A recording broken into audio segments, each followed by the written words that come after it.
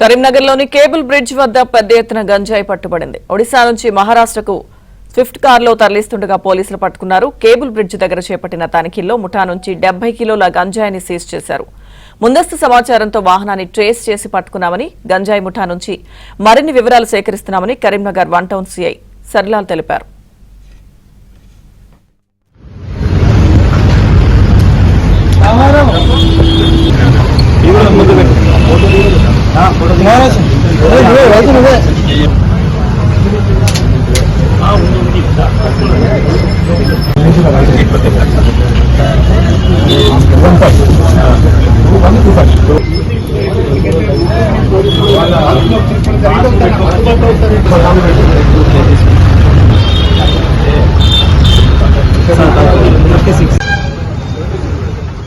వెహికల్లో వరంగల్ నుండి ఇటు కరీంనగర్ దిక్కున ఒక మారుతి స్విఫ్ట్ డిజైర్, అది Maharashtra vehicle MP66 C0897 Maruti Dzire వెహికల్లో పెద్ద మొత్తంలో గాంజా వస్తున్నట్టుగా తెలిసింది.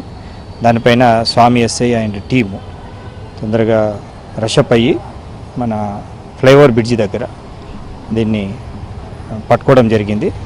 దాంట్లో 3 వ్యక్తులు, ఒక డ్రైవరు, 2 వ్యక్తులు. వీళ్ళు వైజాగ్ ఏరియా సంబంధించిన వ్యక్తి 2, దాంతోపాటు యూపీకి సంబంధించిన వ్యక్తి అని చెప్పేసి చెప్తున్నారు వాళ్ళు.